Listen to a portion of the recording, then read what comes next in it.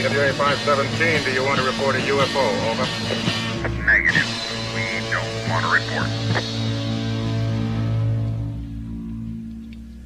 Look, it wasn't my worst Wednesday night. Hello, and welcome to another edition of Anomaly Now. I'm your host, Smiles Lewis. This is the weekly news and media roundup for the 501c3 nonprofit Scientific Anomaly Institute, aka Anomaly Archives. Please go to our website, anomalyarchives.org, or our patreon.com/Anomaly Archives page. You can sign up for a free account and get updates and information about all the news and outreach that we do. And every month, if you're at a certain level or higher, you get access to our Anomaly Academy monthly lecture series. This past weekend, we had a really great presentation by Jack Hunter of Minds and Monsters, an exploration of non-human consciousness and the paranormal. That was a lot of fun. Excuse me. Thank you, Jack. It is Wednesday, March 4th, 2024, and we are marching forth. I'm going to breeze through a bunch of news really quickly here. Hopefully it's not going to end up being as long of an episode as last week's, but yeah, busy. So much going on in my life personally and in the world. Gosh, don't get me started. All right. Well, yeah, that's what I forgot to do. So yeah, over at our website, there are show notes for each episode of the Anomaly-NOW show, going back to when it launched in 2020. Except for the year 2022. That's when we went on a hiatus, and we try to do it weekly, usually do, but then there's breaks. Obviously, holidays, things happen. But yes, anomalyarchives.org/video/anomaly-now. I think that's the long URL. And then there's groupings by year, and each episode, each show has a separate show notes page. Again, this is a video, vodcast, vlog, whatever you want to call it. So there is a video component, and maybe you're listening, watching that, but there is also an audio-only version that goes out on YouTube, on Spreaker, on Spotify, and a bunch of other podcatchers, I'm sure. So a lot of different ways to watch or listen. We also do stream on our Facebook page. That's facebook.com/Anomaly Archives. We have a Twitch channel, but, that's mostly gamers, and we get hardly any views there. But we get, the word spreads. Coming up in a couple of weeks, we've got some stuff happening and going here. So yeah, excuse me, goodness. Strange and Extraordinary Fest. We will be tabling at their Bizarre Bazaar. That's going to be the weekend of March 28th, 2026. A bunch of great speakers and vendors there will be in the vendors room. And we'd love to see you. We'd love to see you support this kind of a strange and extraordinary festival. Then coming up in April, that's April 26th, 2026, is the latest Austin Archives Bazaar. We've tabled at almost all of those before. Love the Austin Archives Bazaar and the multitude of other weird, interesting archives that are out there. This is not specifically a paranormal related event, but it is a showcasing of the various types of archives that exist in and around Texas, in and around Austin and across Texas. And of course, I like to go and hang out with our friends at the local Austin Disclosure Meetup group. That's the Area 512 Meetup group. And of course, you should always check out our friend Saul Ravencraft's efforts. There's, of course, our usual links to free online publications. I think I mentioned all of those on the last episode. There's a bunch of upcoming events from Mystery to Method, the SUAPS MOOC seminar series, as well as UAP Meds, Human Institute. Actually, I think that already came. Of course, so Jack Hunter, that one already happened. Oh, yeah, I might as well mention just real quick. Coming up later this month on March 21st, our wonderful friend Zelia Edgar is going to be giving a presentation. That's going to be very interesting. She always chooses interesting angles to weird encounters, high strangeness cases. And yeah, I think you're going to be really excited to hear about what she's put together this time. So again, going back to our show notes, there's so much to cover. And well, gosh, where to begin? Yeah, I'm going to start with some weird conspiracy stuff, folks.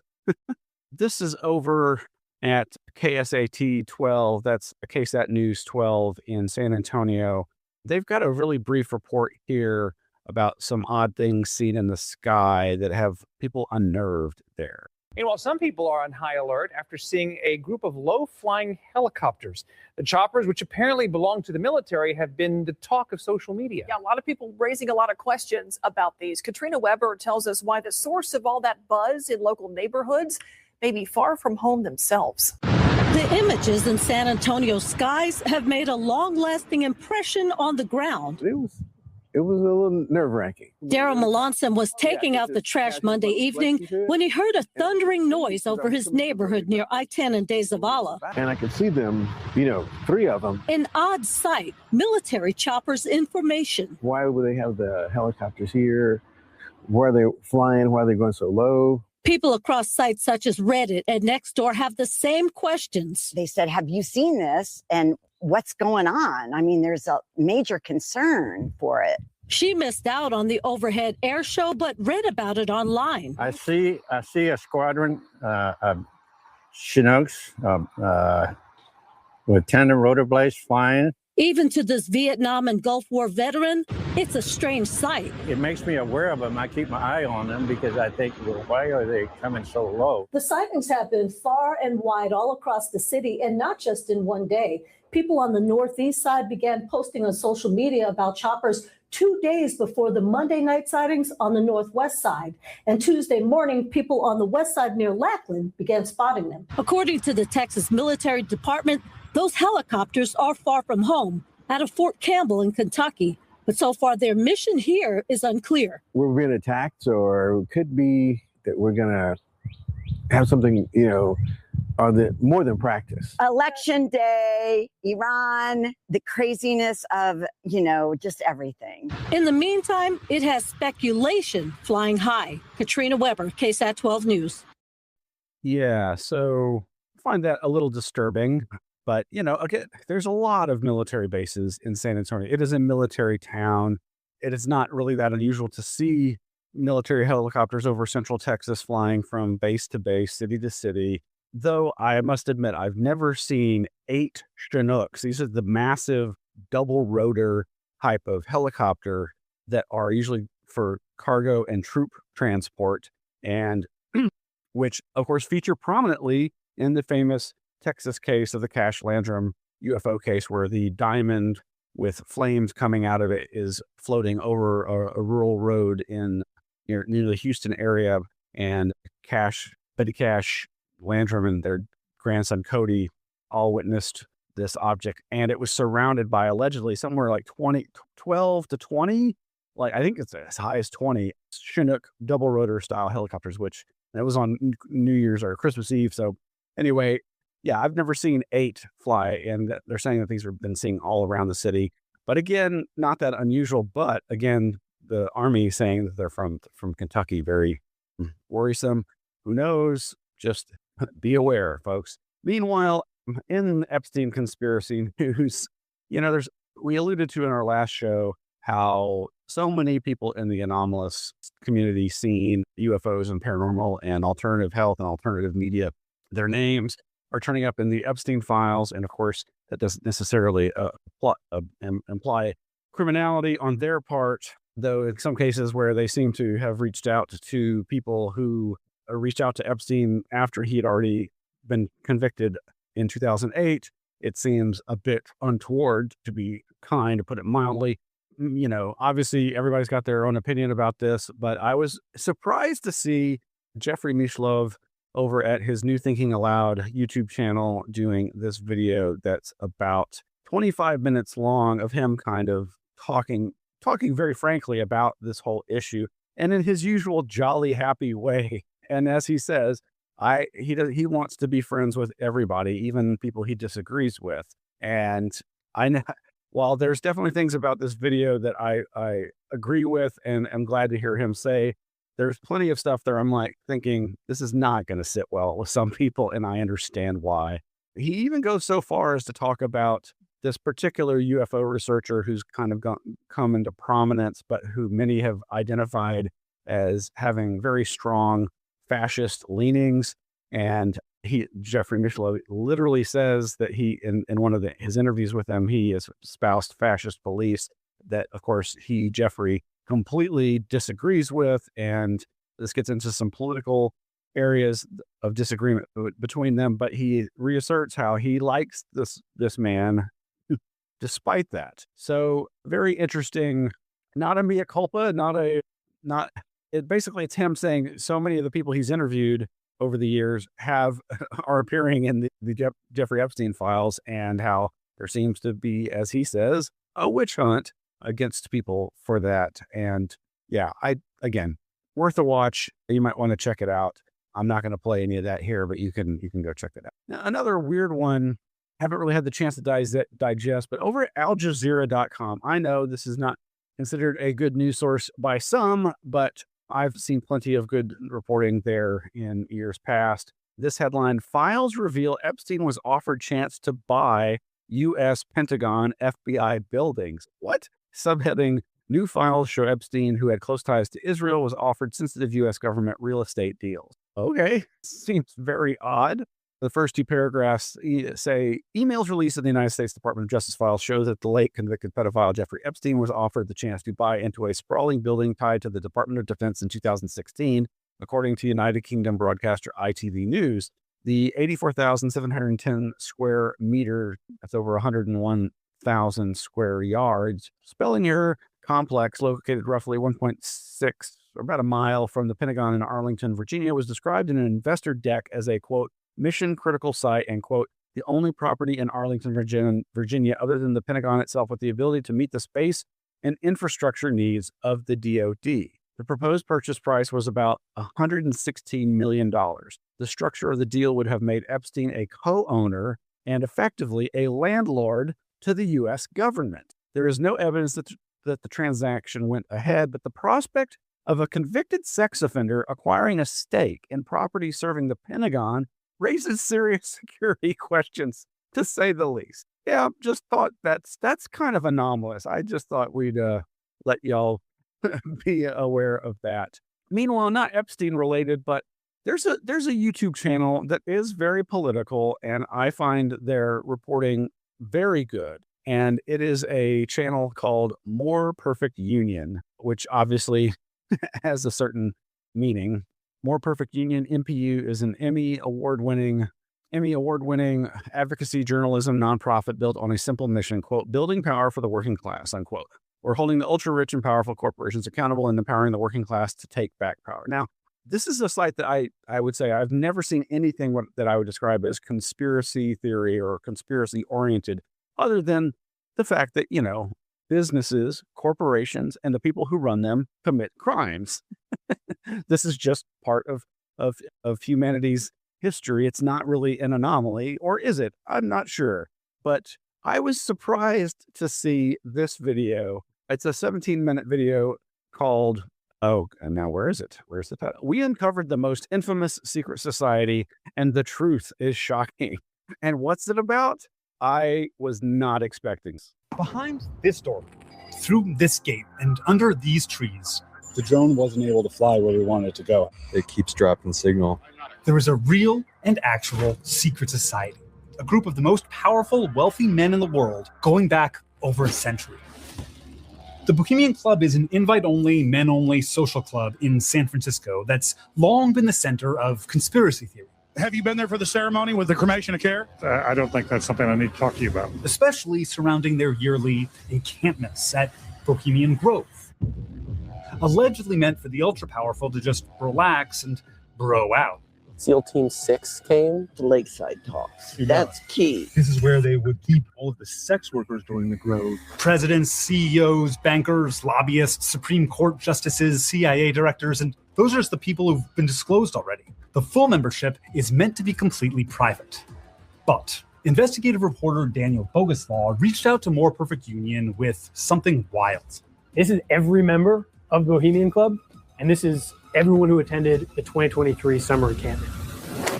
So anyway, basically, yes, it's about 17 minutes long, and they do something that I really appreciate, which is they comb through modern policy documents, recent changes in government policy, and trace the people who initiated those policies to their meetings with the people who helped facilitate those policies at Bohemian Grove. And of course, for those who aren't familiar, This is a place that's been talked about for a long time by right-wing conspiracy theorists. But as you see in the doc, this little mini doc, there's the wonderful older woman who's very much a kind of left-wing hippie, living off the grid activist, who also has been documenting all this stuff for decades, living right near the Grove. And of course, it was Austin's Alex Jones, spurred on by Britt, the guy who wrote The Men Who Stare at Goats, spurred him on to infiltrate the Grove. And so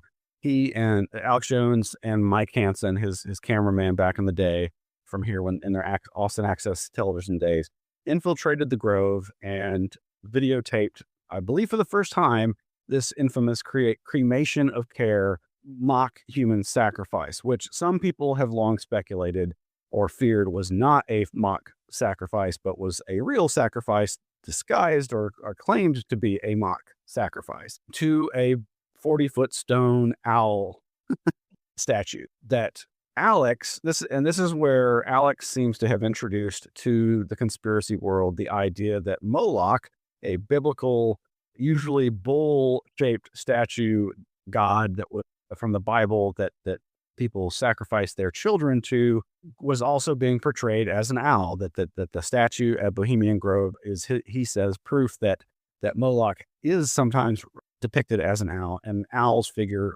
highly into obviously lots of occult and esoteric milieus, but also the Bohemian Club that is the originator of this Bohemian Grove getaway. Anyway, I'm actually very impressed with their reporting on this, and it's to my mind loads better than the expose that Alex did back in the day. This strangely features also just connected to some other things like the famous Frost Bank Tower in Austin that is often described as the Owl Tower because of the way it looks like a clock tower. The Frost Bank logos on each of the four sides viewed from the corner, like any clock tower, the clocks look like the eyes, and the Frost Bank logos look like eyes. And Mike Hansen, years ago, even though everybody says this is urban legend, that there's no proof that these claims are true, I believe it was Mike Hansen who first claimed on Alex's Access TV show, but way back in the day, 2003 or 4, that he attended a party with the architects, and one of the architects behind the creation of that building claimed that he was from Rice University. Rice University has long had a rivalry with UT, whose UT's mascot, of course, is the Longhorn, and Rice University's mascot is, you guessed it, an owl. What does this all mean? Well, it sounds like a lot of conflating of myth and rumor, but here these journalists over at More Perfect Union are trying to actually dig into policy and the membership and guest lists of these Bohemian Grove meetings, and showing how, and this is something that Alex did report on years back in his documentary, that several big things like MAD, mutually assured destruction with nuclear deterrent, ideas like that, and other ideas that then became actual government policy, seem to have originated at these fireside chats at the Grove. Spooky stuff. What are you going to do? All right. I'll go click over here now. And what I'm going to do here. Next up, yes. Over at Wired.com, some people see aliens while on DMT. Researchers want to find out what they can teach us. A new psychedelic retreat calling itself a SETI for the mind aims to establish two-way communication with the non-human entities people encounter while tripping on DMT. We've talked about this on again and off again whenever this pops up into the news cycle.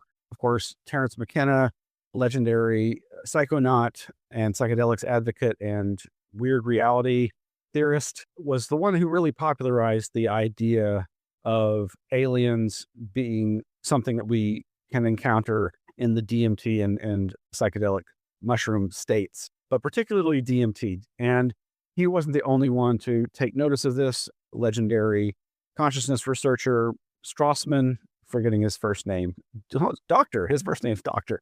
Dr. Strassman did a book and research based on his research called DMT, the Spirit Molecule. It, of course, is filled with its own controversial elements that go beyond just the controversy of, oh, how can you trust any drug-induced experience as being real and having communication with real entities? It's all just hallucination. Well, I would argue it is more complicated than that. And and that this is worth checking out. Haven't really had the chance to see what more is described in this research, though I think we did report on something similar, or if not this very program, several months back last year. A web of EEG electrodes covered Anton Bilton's scalp like a jeweled headdress. The machine would map his brain activity while the potent psychedelic dimethyltryptamine, commonly known as DMT, coursed through an IV drip and into his bloodstream. With some trepidation, he waited to be plunged into an otherworldly realm that was familiar given his many years of psychedelic experience, and yet, as was inevitably the case with every DMT trip, completely new. I didn't know when they were going to turn it on, he says. It was 8 minutes of having your head in a guillotine waiting for it to fucking drop. Then, like a rocket ripping out of Earth's atmosphere, he arrived and he knew he was being watched, not only by the humans back in the hospital room, but also by a panoply of alien beings within the DMT realm itself. Well, yeah, you can read the rest of this over at wired.com. However, it is like so many sites, they have you get a certain number of free viewings, and then they put it behind a paywall. You can find a copy over at archive.ph, and we've got the link to that there so that you can actually read it without having to use the paywall. Sorry, Wired. Meanwhile, our good friends over at INACS, the Institute for Neuroscience and Consciousness Studies, INACS.org, where I also used to be a board member. My good friends there have started putting videos back online, and they've launched a new podcast of sorts, a new series. And this one is a multi-part series called Lucid Dreaming and Out-of-Body Experience with Tom Campbell. Tom Campbell, of course, being incredibly popular online because of his big toe theory, TOE, theory of everything. And I'm just glad to see new content coming out of our good friends INACS over at their YouTube channel. And yes, this is about an hour and 10 minutes, and it's just part one. Welcome to part one of a 5-part video series exploring the relationship between lucid dreaming and out-of-body experience, otherwise known as OBE, as well as their link with remote viewing. Before we begin our interview, a brief word on why we're embarking on this project. I'm Bob Price, president of the Institute for Neuroscience and Consciousness Studies, or INACS, a 501c3 nonprofit organization based in Austin, Texas, dedicated to providing scientific research and public education into human consciousness. We've been developing programs like this for over 30 years, and we've found an enormous interest, but also a lot of confusion surrounding extraordinary human abilities such as lucid dreaming, out-of-body experience, and remote viewing. This series is focused on exploring and improving our understanding of these experiences for our viewers. To accomplish that goal, we'll be interviewing a number of the top experts in the field. We'll be asking each of them a preset series of questions designed to elucidate the relationship among these three human experiences. Anyway, you can check out the rest of that over at their YouTube channel. That would be youtube.com/@INACS.org. That's at INACS.org. Check it out. Meanwhile, Julia Mossbridge over at her Medium blog, that's jmossbridge.medium.com, The Pursuit of Truth, Technologies, Validity, and Human Cost, an analysis of deception detection, intelligence trauma, and the future of disclosure. This is a very interesting and worthwhile thought experiment, as well as very personal description of her recent experience undergoing a polygraph test as part of a job or program requirement, and how it felt rather traumatizing to her. I always really appreciate Julia Mossbridge's perspectives on any subject and dealing with the anomalous. I have never met her, but I imagine she's somebody that you're always going to have the best conversations with. And she just seems very genuine and, how shall I say, has a good moral ethical compass. And I think that is so needed now more than ever. So yes, this article, Mission Shift the Polygraph Needle, is a very interesting exploration of that. And I definitely feel it's worth your time and that you should go check that out over at jmossbridge.medium.com. So yeah, and she's not just like complaining, she's actually proposing ideas for how to approach these issues. And basically, it just comes down to criticizing the traditional polygraph for being, as it is known, to be very fallible and not reliable, and very much ridiculous that it's still in use as part of any kind of, critical analysis of people's moral compass or ability to tell the truth. So, but it goes well beyond that, and check that out. Now, this next one is very strangely consciousness related. I don't really know the details of it, but this is over at Inside Edition's YouTube channel.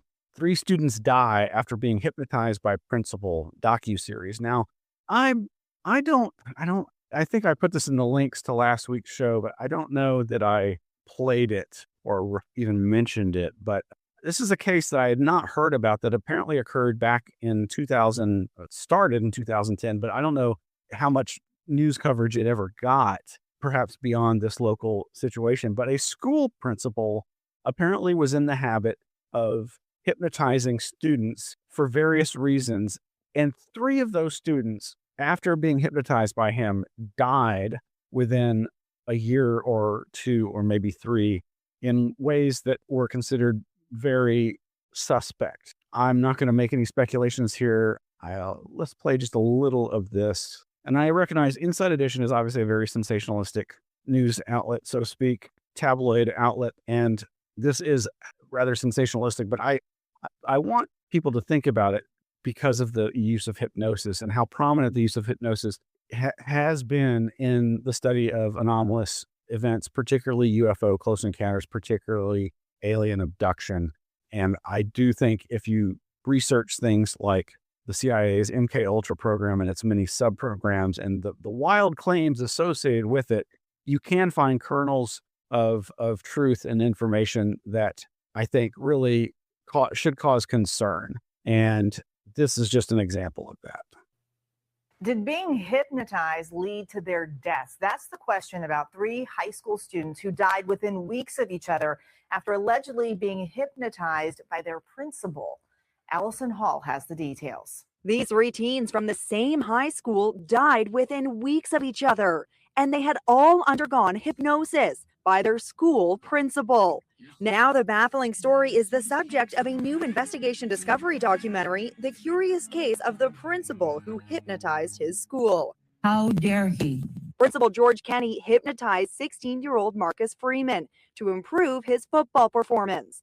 But Marcus lost his life in a car crash after he apparently hypnotized himself.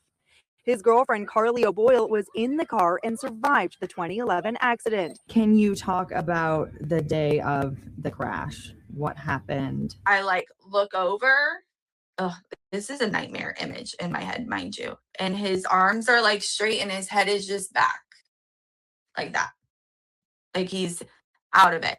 Then another hypnosis subject, 16-year-old Wesley McKinley, took his own life. And Wesley's death was followed by yet another suicide, that of Brittany Palumbo, who was allegedly hypnotized by the principal months before for test anxiety. After an investigation, the principal was charged with practicing therapeutic hypnosis without a license, a misdemeanor. He pleaded no contest. So, yeah, there's probably a lot more to this story.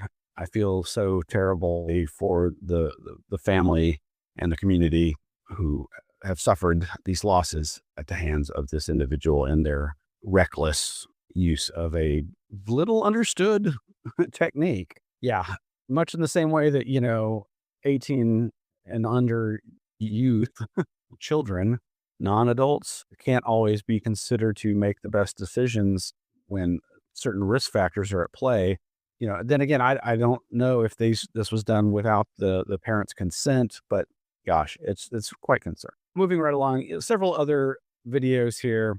So, this whole issue of, is there a serial killer on the loose in Houston that's creating this mass of bodies in the bayous of Houston, here in Austin with Lady Bird Lake, all the deaths associated with Town Lake, Lady Bird Lake, or that runs through just south of downtown Austin. I think there's a lot more here that indicates this is likely not the work of a serial killer or serial killers, but these two, there's a couple of videos I think are worth your time. This one's about 22 minutes over at KPRC2 Click to Houston channel. This is, again, a Houston news channel called Bodies in the Bayou, Inside the Mystery of 200 Deaths in Houston's Waterways.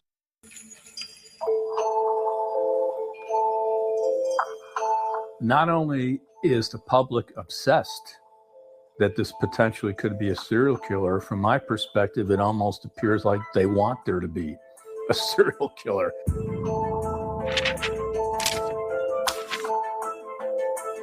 Every single body that's recovered from the bayou has an autopsy performed by the Institute for Forensic Science. What does it say Kenneth's cause and manner of death is? Undetermined and undetermined. Another body has been found in a Houston bayou, marking the 32nd death in the city's waterways this year. There is a huge frustration amongst family members. They want answers. What happened to their loved one? We knew the second that we knew he was missing, something happened to him. Grief is intensified when justice is lacking. We've got to attack this from a lot of different ways, but stoking fear about a serial killer is not one of them.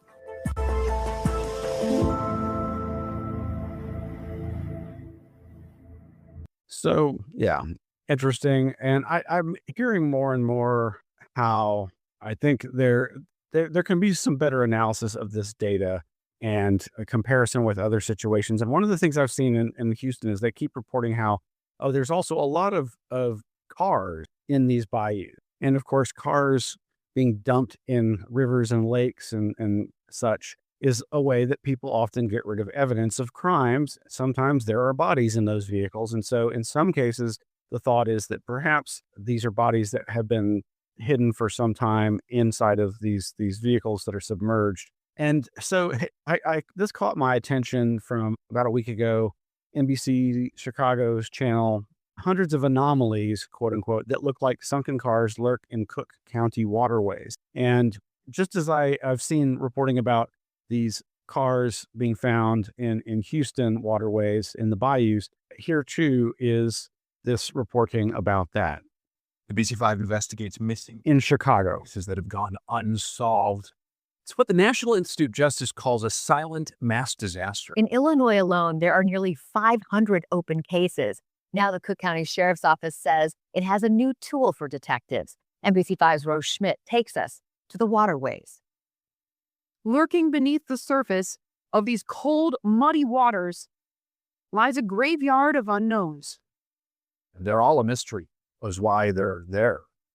As head of the Cook County Sheriff's Missing Persons Project, Commander Jason Moran is interested in solving each mystery. It's just one place that you can't easily search. In the waters that conceal them. Is there a potential for cars or other items to be concealed that potentially has the bodies of missing persons within? In 2024, the county shared sonar underwater maps with the sheriff's office. Throughout all the major waterways in Cook County, they discovered 270 potential anomalies. Many of them look like cars. We have obvious, past evidence of other crimes that occur where cars are used in crimes and bodies are put in it. What do we do here? That's a lot of anomalies. And I would bet that there's a similar situation in the Houston bayous. And I've seen reporting more or less indicating that. Now, I haven't really seen or heard anything along those lines for the Lady Bird Lake situation. But again, as I've said in past news reports about this, I think it has more to do with the proximity to heavy drinking zones like 6th Street and the Rainey Street district, and being a college town with the university so close to the river and the drinking establishments being so close to the river. That's just a guess.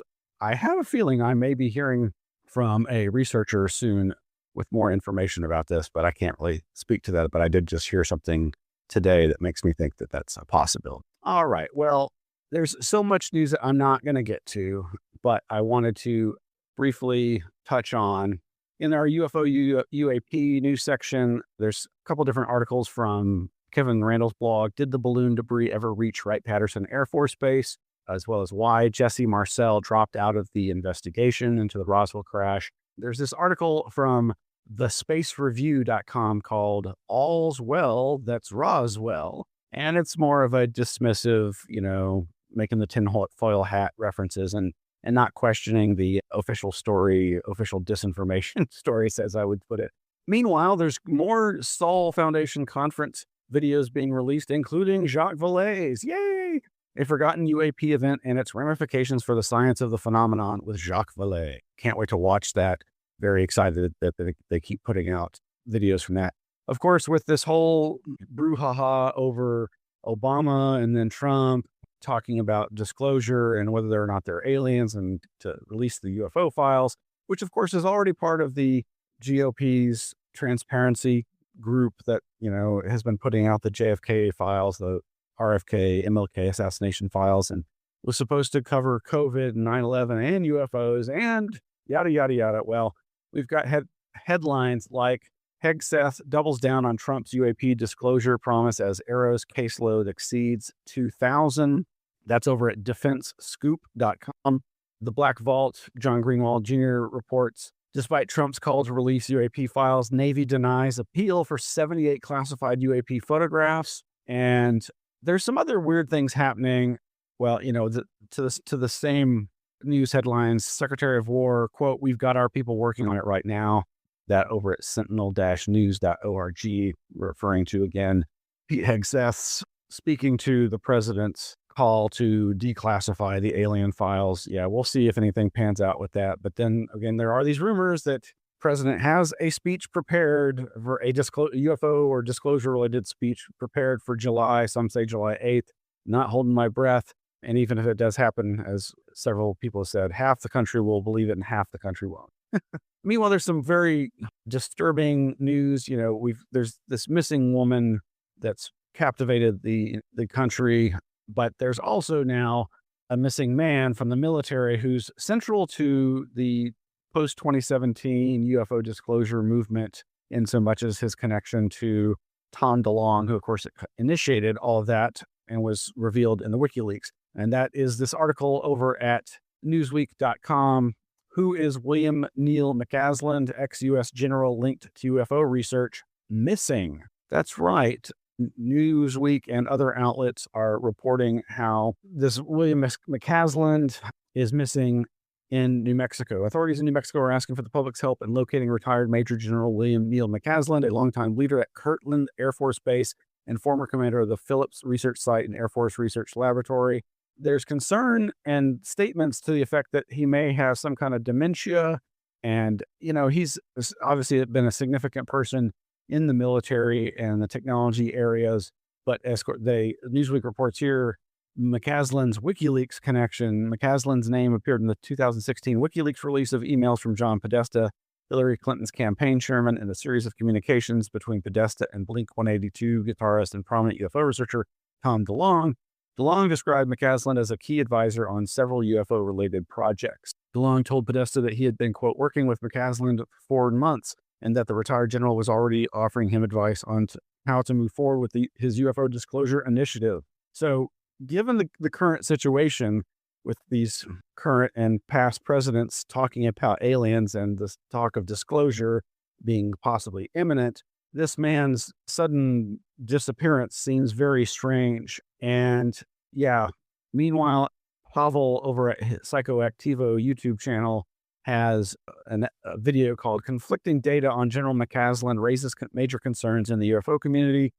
There's been the suggestion that maybe McCasland is having cognitive issues, dementia, or what have you, and maybe have confused and lost. Whereas there's others saying, no, that's just people's assumption because of the use of the quote unquote silver alert system and how that often implies an elderly person missing and likely due to some cognitive issues, but that they're saying that wasn't necessarily the case with Mr. McCasland, in that he's a avid hiker and is not suffering from any dementia or cognitive issues, allegedly, and that it's just that it's a silver alert because of him being of a certain age. But there are reports from people involved in the search, allegedly, that he is not cognitively impaired and that he seems to have deliberately left behind his cell phone and smartwatch or other things that might be used to track him. So, it's almost certainly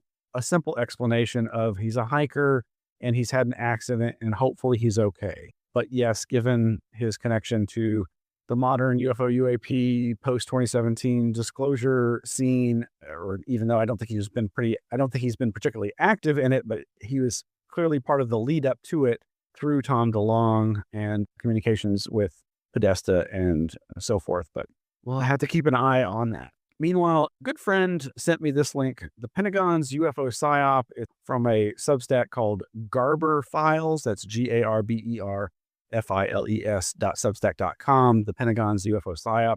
It's basically talking about the Wall Street Journal and that whole angle of, oh, surprise, the government has been, using disinformation and pranks and perpetrating the creation of the modern UFO myth. And as others like John Greenwald and others have tried to, push back and say, okay, well, where's your evidence, Wall Street Journal?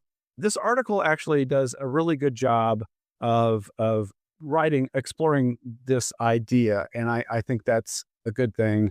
And you might want to go check that out. The Pentagon's UFO PSYOP, Part 1, what happened when the Wall Street Journal reported a massive military disinformation operation, then stopped. But it makes a lot of the important comments about, well, again, where is the evidence for this? If this really happened, show us the proof. And why hasn't anybody been held accountable? And if this did affect thousands or tens of thousands or just 1 to 10,000 people, don't they have a right to be told, these military people who were pranked? But something else in this article is linked to another recent interview with former deputy director of AARO, the All-Domain Anomaly Resolution Office, Tim Phillips, who we've reported on the various news that's come about over the last year or so about him, where he went on this interview tour, so to speak, and seemingly then was fired.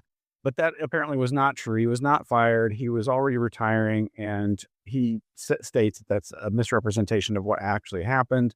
But he definitely has some interesting things to say. And the interview itself, which is not really a part of this Garber Files article, but it was this article that made me aware of it, and I've since listened to that.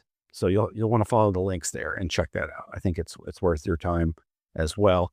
Yeah. Meanwhile, so all kinds of other news links related to UFOs. We've also got this whole craziness in El Paso. That's West Texas, folks, on the Texas-Mexico border, United States-Mexico border. You've probably heard about these multiple FAA flight closures above and around El Paso Airport, and how the FAA was very frustrated by the military's forcing this to happen. The first incident, the military claimed that they had shot down some Mexican cartel drones with a new laser anti-drone technology. But guess what? It allegedly turned out to be a party balloon, which often create fake, false UFO reports.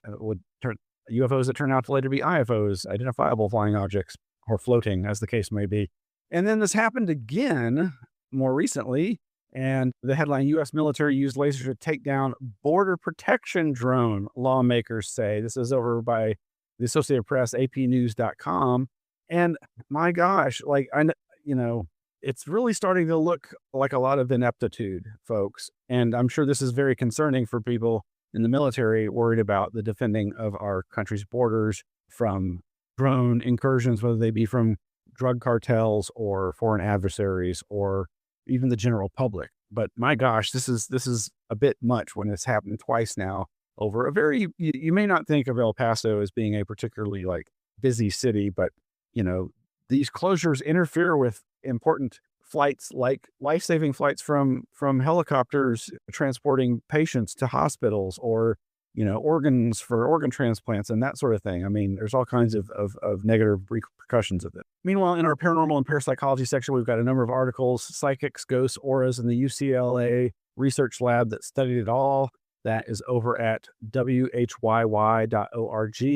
Also over at evworld.com. I'm open to the reality of the paranormal, and I hate authoritarianism. What does that make me? And this is, of course, in response to claims by some science articles that people who believe in the paranormal are gullible and more likely to lean a certain way politically towards authoritarian belief systems.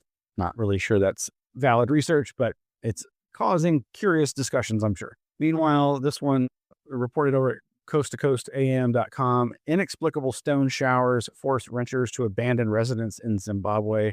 And also this Suburban Sublime article from, I think I already mentioned this, from over at Art Forum, that's by Shannon. Yeah, I think I already talked about this. Yeah, by Shannon Taggart, Suburban Sublime on the Paranormal Archive of Sorat. All right, close to winding up here, folks. Oh, lots of cryptozoology articles. There's lots of articles on Bigfoot sightings, on lake monster sightings. There's a news article, Kentucky adds another cryptid festival, and interesting video, panther filmed by a couple in England. And I thought this news was really interesting. Immersive cryptids exhibit unveiled at Ripley's Museum in Florida. And you can watch a local news video as they are given a tour of this Ripley's cryptid exhibit. And I think it's actually pretty neat. Obviously, Ripley's is not like considered a scientific institution, but I think their approach to this subject matter seems pretty appropriate. Lastly, we have these miscellaneous mystery articles. Artificial intelligence unlocks hundreds of cosmic anomalies in Hubble archive. Meanwhile, over at phys.org, geologists may have solved mystery of Green River's uphill route. And let's see. Oh, this one. Okay. This is great.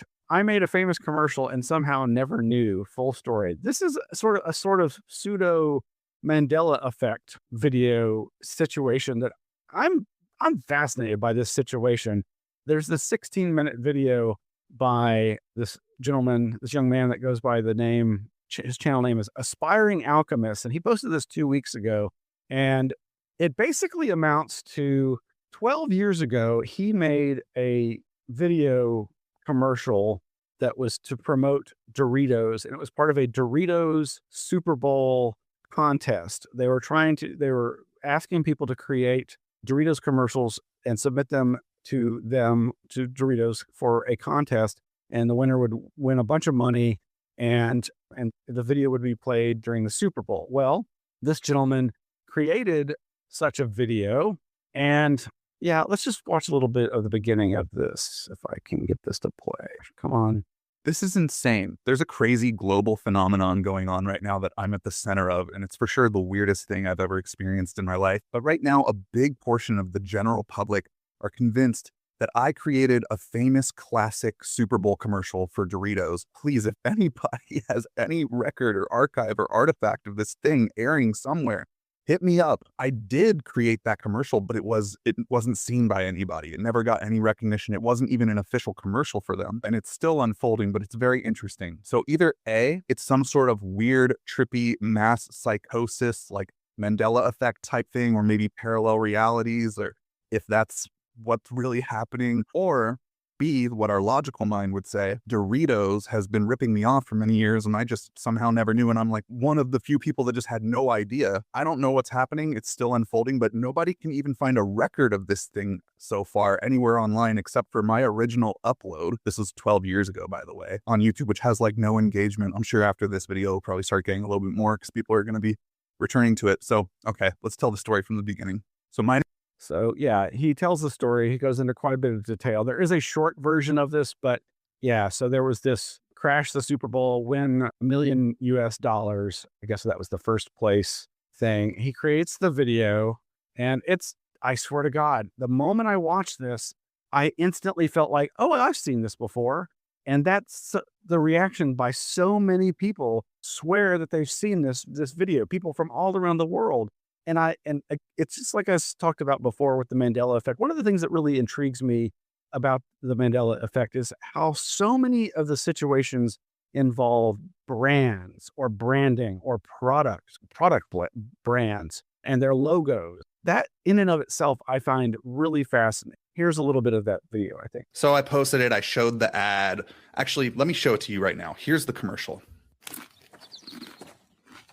Are those Doritos? Yeah. Can I have one? Yeah, right. That'll happen the day the pigs can shoot lasers out of their butts. Uh-oh. I had to say butts. So I share the commercial and millions of views start coming in, tens of thousands of comments across platforms of people that are like, we've all seen this commercial. Like they think I'm gaslighting them. They think I'm like lying for clout or like something. By the way, the annoying thing about whenever I uploaded that first TikTok where I was just sharing the video is because I did it through this weird little Doritos challenge thing inside of TikTok, it flagged it as promotional content. So he goes on to talk about how he and others are trying to search for any references to his video. Yes, it is online, but he also notes a lot of details that I think are very fascinating, and I do think it's a fun approach. He also acknowledges that some people think this whole thing is a scam on his part, that he's being paid by Doritos to do some kind of viral stealth marketing. That's a very interesting suggestion, but he seems genuine. I don't know. And then he mentions how, well, there is Doritos commercial that came out a year or two later that looks to clearly be a ripoff of his. And so is it a case of people remembering it and somehow when they see this, his, misremembering which one they actually saw, but in their responses, it doesn't seem that way. Winners of the next year's contest was a commercial around flying pigs. Can I have a Dorito? Sure, when pigs fly. So I'm like, oh, maybe people are just distorting their memory. And clearly, you know, whoever that person was that made it probably saw mine in the contest, because the only time that anybody saw my ad, it was because it was in the contest, like on the website. So there was like thousands of submissions. So I'm sure some people saw it, but now I'm getting tens of thousands of comments across social media that are just saying like they know my ad very specifically. They said it's aired all over the world, but I can't find any record of this. We can't find any record of this on the internet. All that exists so far that I found is my original upload from 12 years ago. So yeah, again, there's a lot more here. He plays a lot of the comments from people who claim to have seen it.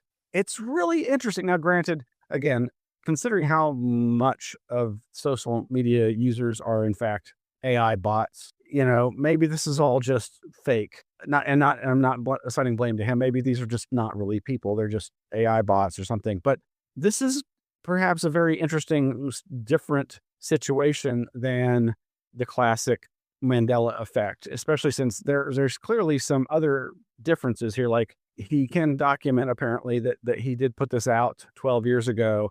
And then there was this other Doritos commercial that was very similar. Yeah. And then there's some others. He just finds a lot of weird stuff. Highly recommend this 12 or 16-minute video.